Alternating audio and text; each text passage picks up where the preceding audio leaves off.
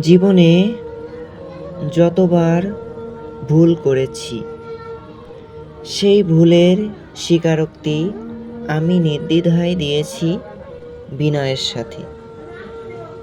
যখনই অনুধাবন করেছি ভুলটা আমারই ছিল, আমি অনুতপ্ত হয়েছি।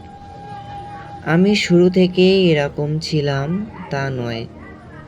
ধীরে ধীরে বদলেছি।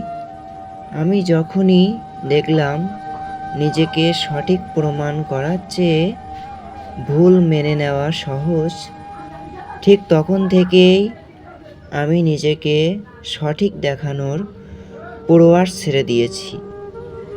আগে কখনো কেউ কোনো সিদ্ধান্ত জানালে, তার সিদ্ধান্ত ভালো না লাগলে সেই সিদ্ধান্তের দ্বিমত পোষণ করতাম।